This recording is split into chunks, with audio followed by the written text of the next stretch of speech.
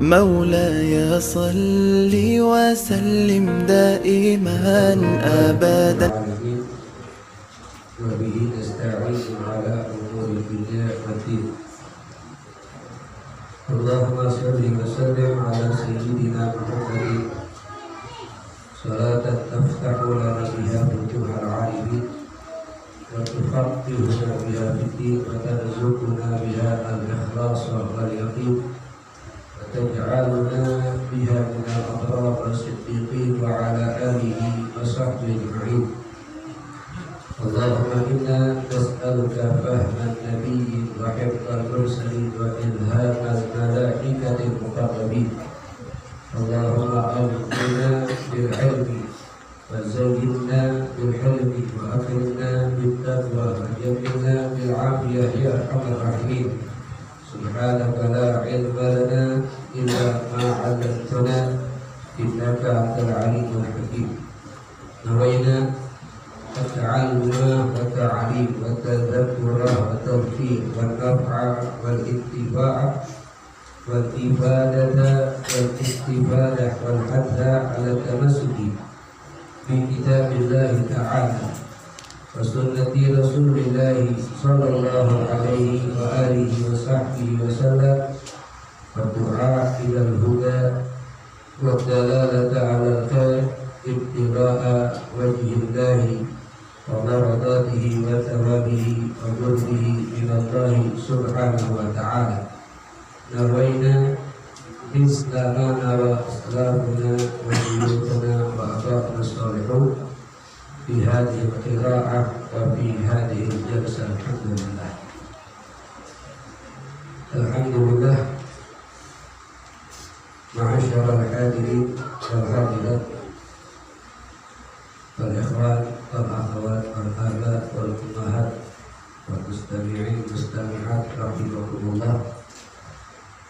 Alhamdulillah, bersyukur kita pada Allah Subhanahu wa Ta'ala atas nikmat taufik yang Allah Subhanahu wa Ta'ala masih berikan kepada kita sampai saat ini, sehingga diizinkan, dimudahkan oleh Allah untuk bisa duduk bersama untuk mengagungkan, memuliakan seorang manusia yang amat mulia, itu Nabi kita, Nabi besar Muhammad SAW,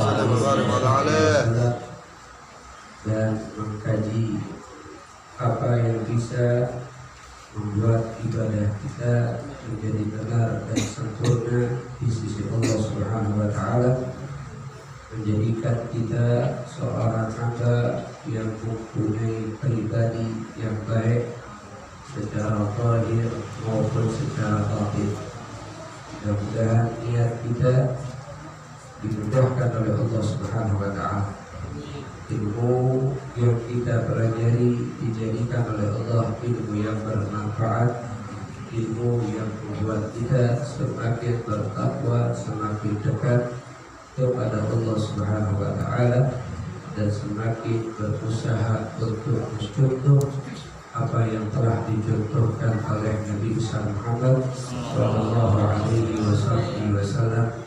Amin amin ya rabbal alamin. Ma'asyiral hadirin wal hadirat wal ikhwan wal akhwat rahimakumullah. Al-Imam Ali bin Abi Thalib radhiyallahu ta'ala anhu, beliau mengungkapkan kunu biqabulil amali ahamma minkum bil amal. Jadilah kita seseorang yang ketika melakukan amal ibadah lebih memperhatikan bagaimana ibadah kita bisa diterima daripada kita memikirkan berapa banyak ibadah yang harus saya lakukan. Jadi berusaha jangan mementingkan jumlah ibadahnya, tapi pentingkanlah bagaimana ibadah yang saya mau lakukan ini saat saya lakukan bisa diterima oleh Allah Subhanahu wa taala. Apa sebabnya? Wa innahu la yaqillu amalul maqbul. Sebab tidak sedikit amalan itu bisa diterima. Amalan ibadah kita, harapan untuk diterima itu sangat banyak. Tergantung kita saat melakukannya apa yang kita pentingkan. Apa sekedar melakukan dengan jumlah yang banyak atau jumlah yang tidak banyak, tapi kita usahakan ini bisa diterima oleh Allah Subhanahu wa taala. Karena kalau ibadah yang kita lakukan baik wajib ataupun sunnah disampaikan kepada Allah dan diterima oleh Allah, itu satu kemuliaan buat kita, satu hal yang bisa menggembirakan kita. Sebab tidak mudah untuk bisa sampai ini ibadah di sisi Allah dan diterima oleh Allah Subhanahu wa taala.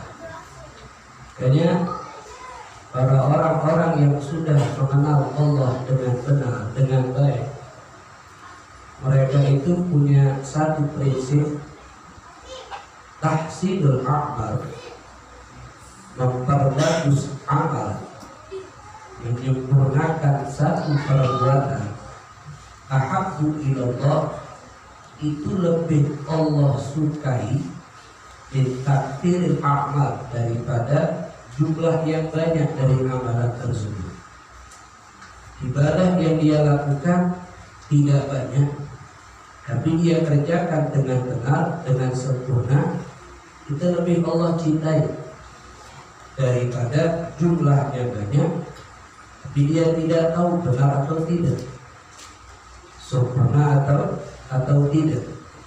Nah, Allah lebih mencintai yang bagus, yang sempurna, dan jumlahnya sedikit, karena orang itu sangat mengerjakan di dalam hatinya ingin ini amalan diterima oleh Allah. Ini amalan sampai kepada Allah, dan berarti dia melakukan itu murni karena Allah, bukan mengharapkan sesuatu selain Allah. Kalau dia hanya memikirkan saya sekian melakukan sholat sunnah, jumlah sedekah saya sekian, di Al-Quran saya sekian, tapi dia tidak memperdulikan apakah ini sampai atau tidak. Tapi dalam hatinya masih ada sesuatu selain Allah Subhanahu wa ta'ala, karena tidak ada usaha untuk memperbagus dan menyempurnakan ibadah yang dia lakukan kepada Allah Subhanahu wa ta'ala. Apa sebab mereka melakukan itu semua? Sebabnya karena mereka melihat apa yang Allah sampaikan di dalam Al-Quran Al-Karim, itu di dalam surat Al-Mulk atau surat Tabarak, di ayat yang kedua Allah Subhanahu wa ta'ala, di ayat yang kedua Allah Subhanahu wa ta'ala mengatakan alladzi khalaqal mauta wal hayata. Allah itu yang menciptakan kematian dan kehidupan, yang mematikan Allah, yang menghidupkan Allah. Apa fungsi atau tujuan Allah menciptakan kematian dan kehidupan? Kita dimatikan, dihidupkan, kemudian dimatikan lagi, liyabluwakum. Tujuannya Allah menciptakan kehidupan dan kita termasuk yang dihidupkan saat ini untuk Allah uji. Saat ini Allah sedang menilai, mengawasi. Kita sedang berada di ruang ujian yang bukan pengawasnya seorang guru lagi, di Allah Subhanahu wa ta'ala dengan para taraf, raqib dan atidnya, dan para malaikat Allah yang lain. Apa yang Allah lihat dari ujian yang Allah berikan kepada kita berupa ibadah tersebut? Ayyukum ahsanu amalan. Mana di antara kita hamba Allah ini yang ketika melakukan amal ibadah, amal taat, yang paling bagus. Bukan bagus, tapi paling bagus. Allah lihat yang mengerjakan sholat semuanya, tapi di antara yang mengerjakan sholat mana yang paling bagus? Yang mengaji Al-Quran banyak, tapi mana yang paling bagus keadaan dia di saat mengaji Al-Quran? Yang berpuasa semua orang bisa. Mana di antara orang yang berpuasa yang paling bagus? Bagus ini zahirnya benar, batinnya juga benar. Ini keadaan bisa kita dapatkan pertama kali kaji apa yang sudah diajarkan oleh Nabi Muhammad Sallallahu Alaihi Wasallam yang dijabarkan oleh ulama-ulama kita di dalam kitab mereka, baik secara zahir ada di dalam kitab-kitab fikih, baik secara batin ada di dalam kitab tasawuf. Kalau ini kita kaji dan kita terapkan, kemudian itulah yang akan menjadi ahsan. Di antara semua hamba Allah, kita yang terbaik. Kalau Allah lihat ini ahsan amalan, ini yang paling bagus amalannya, maka kita akan mendapatkan nilai 100 dari Allah. Dan setiap guru itu menguji daripada murid-muridnya, melihat mana yang paling pintar, mana yang paling perhatian dengan pelajaran, mana yang paling mendengar di saat gurunya menjelaskan, dilihat ketika ujian. Begitu pun Allah menguji mana di antara kita ini yang paling bagus saat mendekatkan diri kepada Allah. Bukan hanya ibadah. Kalau ibadah semua orang bisa, orang munafik bisa ibadah, orang kafir pun bisa ibadah secara zahir. Seperti orang yang sedang ibadah, tapi bagus atau paling bagus tidak semua orang bisa, kecuali orang yang sudah mengetahui zahirnya, mengetahui batinnya, dan dia berusaha untuk melakukan itu semua. Kenapa? Walaupun tidak mendapatkan sesuatu dari dunia, tapi dia akan mendapatkan sesuatu yang berharga di Allah di hari kiamat. Kehidupan kita hanya sementara di atas dunia. Nah, dari ayat ini para ulama mengatakan Allah Subhanahu wa Ta'ala memuji kita melihat yang paling bagus, bukan akal amalan. Mana di antara kita yang paling banyak amal sunnahnya, bukan. Yang paling bagus, bukan yang paling banyak. Walaupun kalau dia banyak bagus lebih hebat. Jangan sampai ini menjadikan satu tipuan syaitan buat kita. Oh, sedikit aja ibadah yang penting bagus, kita sedikit belum tentu bagus. Yang penting sholat wajib, usahakan bagus. Sholat sunnahnya tidak perlu. Kenapa? Takut tidak bagus. Karena awal harus kita bertanya. Ini tujuan untuk kita mikir kalau bisa banyak dan bagus. Jangan sampai sedikit cukup bagus. Kita lihat Nabi Muhammad, paling bagusnya ibadah, paling takwanya manusia, ibadahnya banyak. Padahal sudah pasti mendapatkan surga dari Allah Subhanahu wa Ta'ala. Ini maknanya yang kurang baik kalau hanya memperhatikan banyak tapi tidak memperhatikan kebagusan di dalam ibadahnya. Dia hanya sibuk jumlahnya lebih banyak, yang penting banyak ibadah, kita tidak tahu apakah ibadah ini benar sampai kepada Allah, sesuai dengan syariat Nabi atau tidak. Itu yang tidak baik. Namun kalau bisa banyak, bagus, zahirnya bagus, batinnya bagus, ini sesuatu yang lebih akan cepat mengangkat dia, lebih derajatnya lebih tinggi di sisi Allah Subhanahu wa Ta'ala. Alasan pertama, mereka mengungkapkan memperbagusi amalan itu lebih Allah cintai daripada memperbanyak amalan. Alasan yang kedua, apa yang Allah sebutkan, apa yang Nabi Muhammad sampaikan di dalam hadis. Di dalam hadis riwayat Imam Muslim, penggalan hadisnya Rasulullah Shallallahu Alaihi Wasallam bersabda, Innallaha katabal ihsana ala kulli syai. Sesungguhnya Allah telah mewajibkan al-ihsan untuk memperbaiki, memperbagusi ala kulli syai, atas segala sesuatu. Sehingga kata mereka, kalau kita melakukan satu perbuatan taat, maka perhatikan bagusi taat kita. Sempurnakan perbuatan taat tersebut. Berikan semua bagian daripada perbuatan taat yang kita lakukan kepada Allah sempurna. Bukan hanya di awal, di pertengahannya tidak, tapi dari awal setiap bagian ibadah yang kita lakukan sempurna untuk Allah Subhanahu wa taala secara zahir dan secara batin. Itulah kalau dalam masalah sholat dilanjutkan dari pembahasan minggu yang lalu itu tentang khusyuk menghadirkan hati. Ini bagian daripada menyempurnakan ibadah, memperbagus ibadah.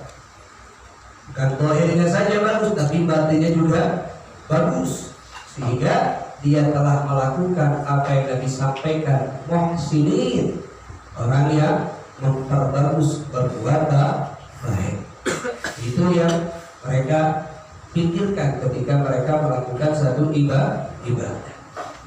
Bahkan Al-Imam yang mengarang Ratibul Haddad, Habib Abdullah bin Alawi bin Muhammad Al-Haddad, beliau mengatakan amalan taat yang jumlahnya sedikit tapi dilakukan dengan sempurna, dengan bagus, itu lebih baik daripada jumlahnya banyak tapi tidak sempurna, tidak bagus. Apa sebab beliau mengatakan seperti itu? Sebabnya ada dalam Al-Quran satu ayat Allah Subhanahu wa taala mengatakan wa qul i'malu, katakanlah wahai Muhammad kepada umatmu, i'malu, berbuatlah semaunya, berbuatlah, beramallah, fasayarallahu amalakum. Tapi ingat, apa yang kita amalkan, apa yang kita lakukan, saya Allah akan dilihat oleh Allah. Kalau dalam ilmu nahwu ada huruf sin, ada huruf sawfa, masuk ke kata kerja fi'il mudhari, kata kerja yang sedang berlangsung. Sin dan sawfa kalau makna secara bahasa artinya akan. Sin akan, sawfa akan. Tapi beda. Kalau sin akannya jarak dekat, kalau sawfa akannya jarak lama. Seperti contoh sa'adhab, adhabu itu artinya saya akan pergi, saya akan pergi. Kalau diawali dengan sin sa'adhabu, saya akan pergi, akannya ini jaraknya dalam mungkin 5 menit lagi, 10 menit lagi akan pergi. Tapi kalau dia pakai sawfa adhabu, saya akan pergi, akannya mungkin besok baru berangkat. Bisa dibedakan dengan huruf pertama sin dan sawfa. Dalam ini ayat Allah Subhanahu wa taala menggunakan huruf sin. Fasaya, fasa, yaro, melihat. Fasaya, maka akan melihat siapa? Allah. Apa yang dilihat oleh Allah? Amalakum, amal-amalnya kita. Allah melihat amalan kita menggunakan huruf sin, berarti dekat akan Allah lihat amalan kita. Bukan nanti di hari kiamat Allah melihat, sebentar lagi Allah melihat. Setelah kita melakukan amalan, Allah melihat sebentar lagi. Itulah kehebatan ilmu nahwu, bisa mengetahui kapan Allah melihat, jarak dekat atau jarak jauh. Fasayarallahu amalakum wa rasuluh, bukan hanya Allah yang melihat, tapi Nabi Muhammad sallallahu alaihi wasallam melihat keadaan amal kita saat mengerjakannya. Allah melihat ini hamba tu sholat, bagus sholatnya, zahirnya bagus, batinnya bagus. Rasulullah ngomong aku sholat bagus. Tidak kan? Bukan nunggu hari kiamat baru dilihat semuanya. Setelah kita beramal langsung dilihat keadaan kita saat melakukan amalan tersebut. Berarti yang dilihat oleh Allah bukan jumlahnya, tapi bagus atau tidaknya ketika kita melakukan ibadah tersebut. Ibadah itu berusaha ada tingkatan. Jangan selama ini kita ibadah hanya untuk menggugurkan kewajiban, atau dalam artian bahasa kasarnya, saudara, yang penting aku sudah sholat, aku sudah mengerjakan kewajiban aku sebagai muslim, aku puasa kemarin Ramadan, sudah mengerjakan kewajiban aku. Tapi tidak ada satu pemikiran, bagaimana ibadahnya lebih baik. Sedangkan Nabi Muhammad mengatakan kalau bisa hari ini lebih baik dari hari kemarin. Hari ini bukan hanya kehidupan kita, tapi ibadah kita lebih baik daripada hari kemarin. Kalau ibadah kita di hari ini sama dengan hari kemarin, maka itu satu hal yang rugi. Apalagi ibadah hari ini lebih buruk dari hari kemarin, satu kehancuran buat kita. Yang semestinya ada peningkatan, itulah makna hijrah. Perubahan setiap hari semakin baik, semakin bagus, semakin bertingkat dalam segala hal, dalam tutur kata, dalam perbuatan, dalam akhlak, dalam moral, dalam semua harus ada peningkatan supaya apa? Dari Islam menjadi mukmin, menjadi muhsin. Kalau sudah muhsin, inilah yang akan selalu dekat rahmat Allah Subhanahu wa taala kepada kita.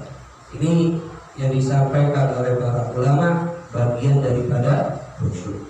Untuk mendapatkan itu, kenapa memperbagus akhlak? Sebab itu bagian daripada adab. Dalam syariat itu ada wajib, ada sunnah, ada adab.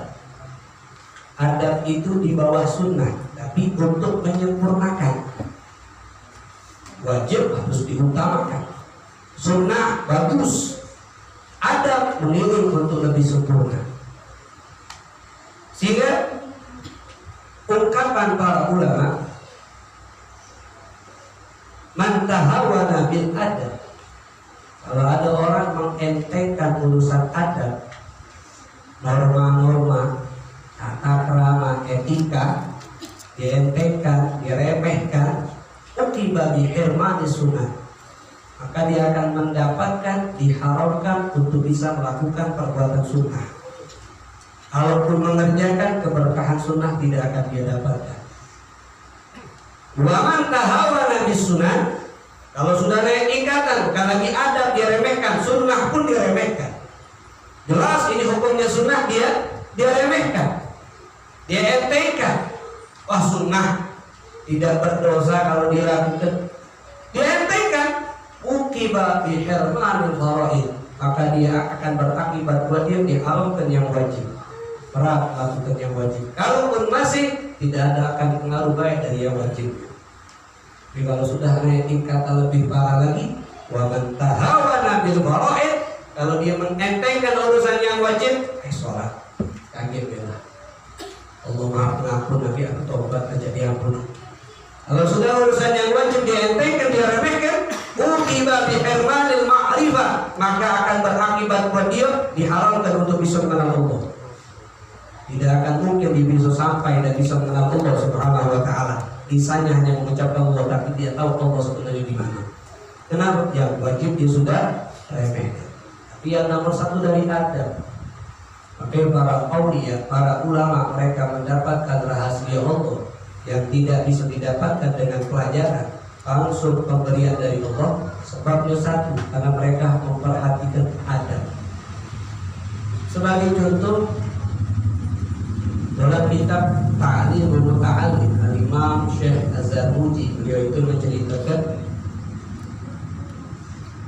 di zaman dahulu kala ada dua orang laki-laki, dua anak muda berangkat dari kota Riau ke tempat belajar.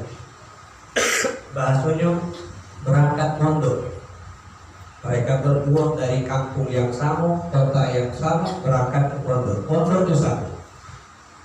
Sampai di sana sama-sama belajar.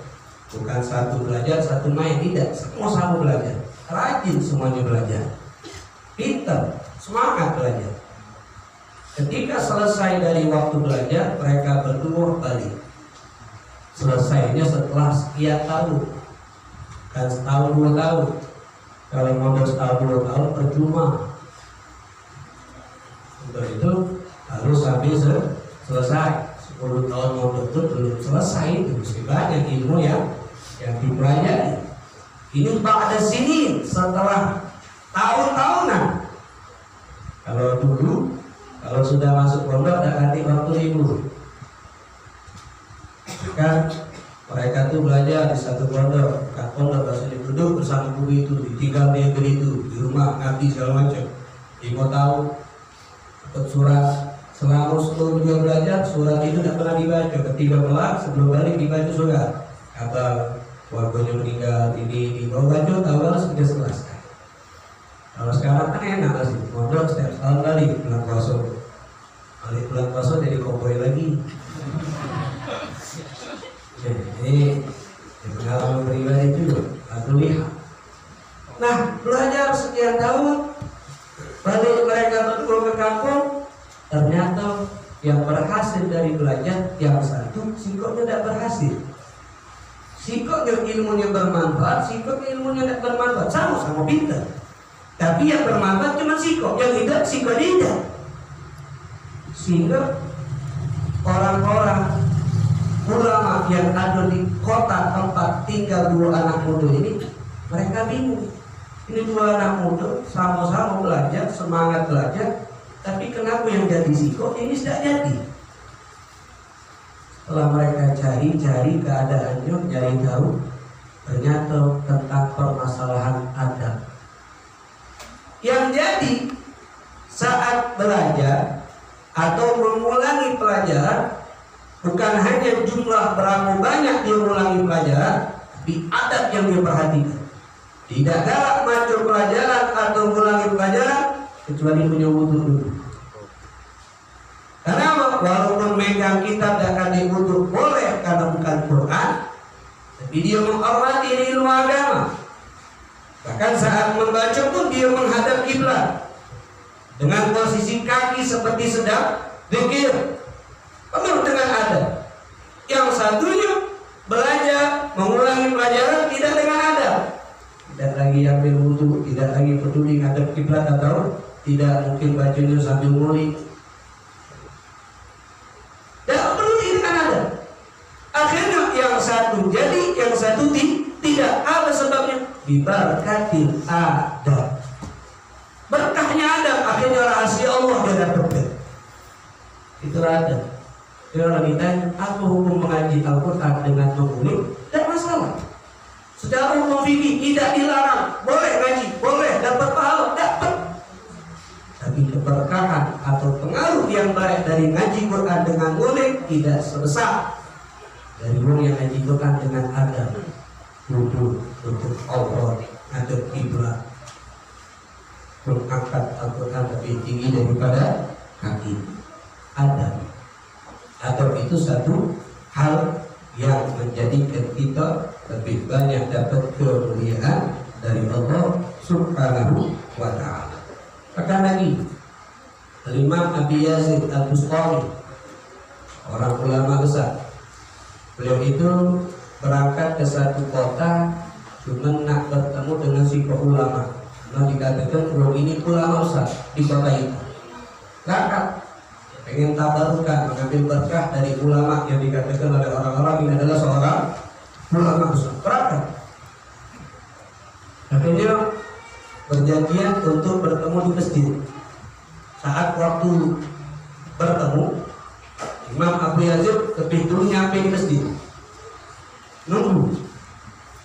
Saat nunggu, kemudian yang dikatakan ulama atau orang soleh ini mau datang ke dalam masjid, mau masuk dalam masjid. Imam Abu Yazid melihat dari dalam masjid ini buang yang dikatakan ulama, buang lendek.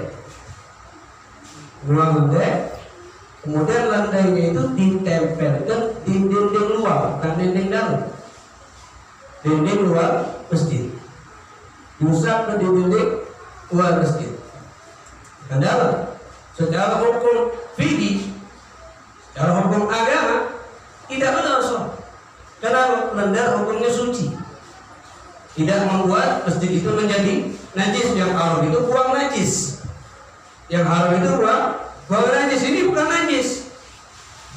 Melihat apa yang dilakukan oleh orang tersebut, saat itu orang yang dikatakan ulama masuk, kepengen duduk dengan Imam Abu Yazid. Imam Abu Yazid tegak langsung lari dan tidak kalah duduk.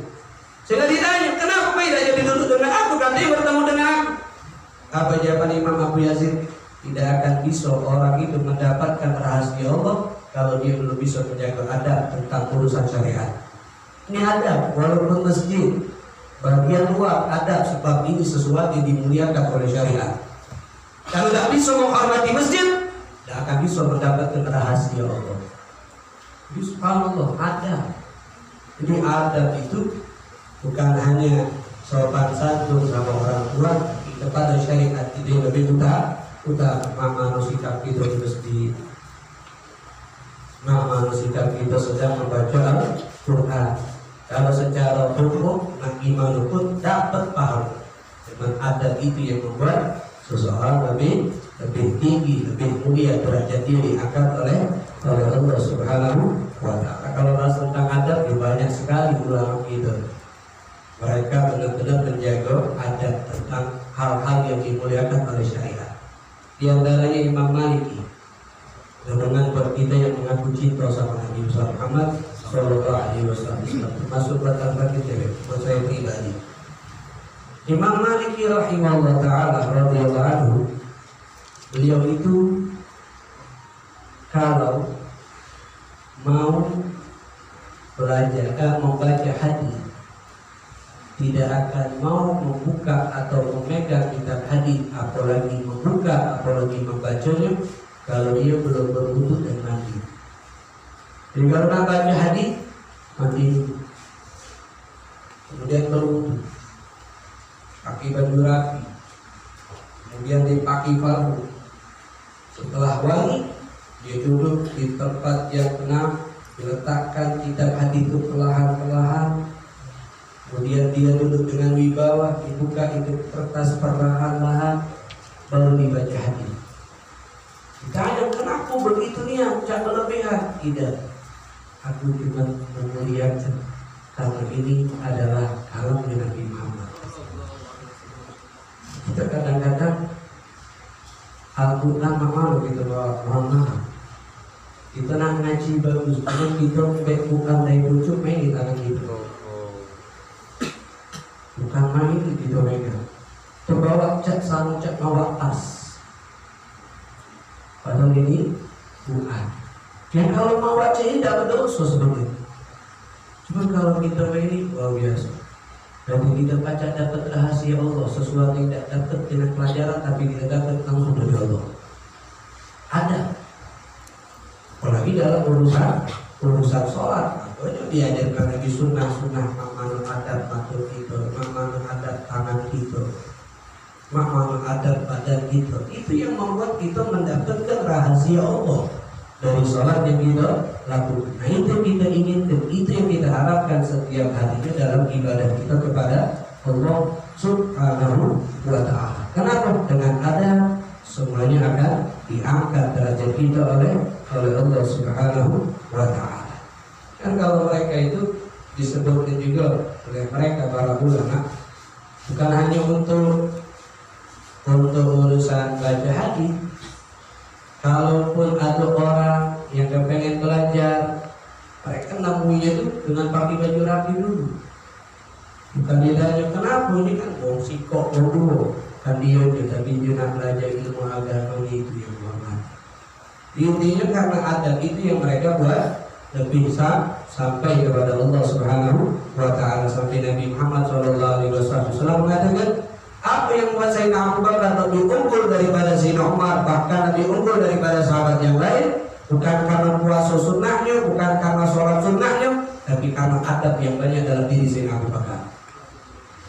Karena adab yang ada dalam diri Sayyidina Abu Bakar yang membuat dia lebih unggul daripada semua sahabat.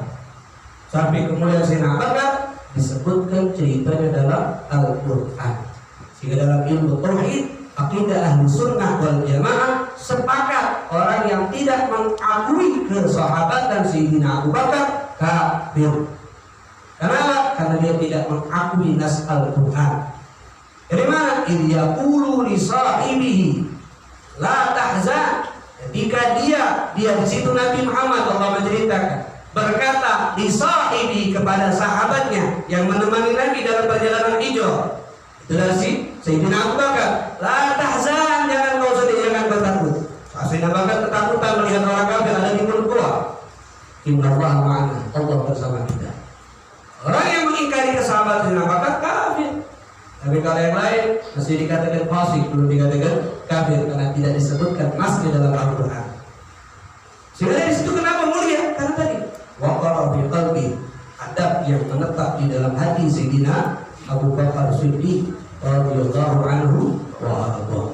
Adab yang luar biasa sama Nabi Muhammad sallallahu alaihi wasallam, dan itu dibuktikan ketika Rasulullah sakit. Rasulullah kan sahabat tunggu untuk Nabi keluar jadi imam, karena mereka datangkan sholat kalau bukan Nabi jadi imam. Nabi belum bisa keluar, akhirnya Nabi perintahkan untuk Sayyidina Abu Bakar jadi imam. Tapi Nabi melihat keadaan itu, biarlah Nabi tetap memaksakan untuk keluar ikut sholat. Nah, ketika Sayyidina Abu Bakar merasa mengetahui Nabi Muhammad ada di belakangnya menjadi makmumnya, itu Sayyidina Abu Bakar ya takut mundur, tidak kalah jadi imam. Karena ada sahabat Nabi, tidak pantas aku jadi imam kalau di belakangku ini masih ada Nabi Muhammad. Dia yang lebih berhak jadi imam. Mundur Sayyidina Abu Bakar. Nabi Muhammad mengisyaratkan tetap ada di tempat, jangan mundur, terus jadi imam. Tapi Sayyidina Abu Bakar tidak mempedulikan perintah Nabi, dia tetap mundur. Kenapa? Bukan tidak nurut sama Nabi Muhammad, tapi lebih mengutamakan adab. Lebih mengutamakan adab, Rasul tidak pantas kalau masih ada Nabi Muhammad. Maknanya Nabi Muhammad ada di belakang, kalau Nabi di kamar tidak masalah. Tapi kalau Nabi di belakang ikut sholat, tidak pantas. Adab yang buat Sayyidina Abu Bakar menjadi lebih mulia dari sisi Allah. Termasuk Imam Ali bin Abi Thalib juga begitu adab. Saat Nabi Imam Ali disuruh oleh Rasul untuk menulis perjanjian Sulhul Hudaybiyah, situ Rasulullah menulis Bismillah. Maka salah satu utusan daripada orang Quraisy mengatakan, jangan pakai Ar-Rahmanir Rahim, karena kami tidak mengakui Tuhan Rahman, Tuhan Rahim. Ini tulis Bismillah. Dari Muhammad Rasulullah, kata orang kafir Quraisy, jangan ditulis Rasulullah, karena kami tidak mengakui itu adalah utusan Allah. Imam Ali sudah nulis Muhammad Rasulullah, yang kata Rasul hapus wahai Ali, ganti dari Muhammad bin Abdullah. Imam Ali tidak mau. Tidak mau. Kenapa? Ada. Sebab dia mengakui Nabi Muhammad adalah Rasulullah. Walaupun ayahnya Abdullah bin Abdullah benar, tapi ada. Jangan Imam Ali bukan tidak menurut sama perintah Nabi, tapi ada. Sebab dia mengakui Nabi Muhammad memang adalah Rasulullah Sallallahu Alaihi Wasallam, penutup para Rasul. Di adab itu, yang penting kita sekarang ini jangan hanya perbanyak jumlahnya, tapi tidak ada adab atau tidak sempurna. Kaji itu semua. Dari situlah betapa pentingnya untuk selalu dekat dengan ilmu syariat Nabi Muhammad Sallallahu Alaihi Wasallam, karena bisa membuat kita menjadi tahu bagaimana cara ibadah yang sempurna, ibadah yang bagus, yang bisa menyampaikan kita mendapatkan satu hal yang mulia, ibadah kita diterima oleh Allah Subhanahu wa Ta'ala. Tinggal kembali kepada kita masing-masing, ya, kembali kepada kita masing-masing, mau berusaha atau tidak. Kalau tidak mau berusaha, sampai kapanpun tidak akan bisa untuk mendapatkan hal ini, hal yang mulia dari Allah Subhanahu wa Ta'ala. Mudah-mudahan yang kita kaji, yang kita baca daripada kehidupan mereka, ungkapan-ungkapan nasihat dari mereka, para ulama, para sahabat, menjadi semangat buat kita untuk lebih baik, lebih bagus kehidupan kita, terutama dalam ibadah kita kepada Allah dan di dalam penghormatan kita kepada syariat-syariat yang dibawa oleh Nabi Muhammad Sallallahu Alaihi Wasallam, sehingga kita berharap supaya amal ibadah kita diterima dan disampaikan kepada Allah Subhanahu Wa Taala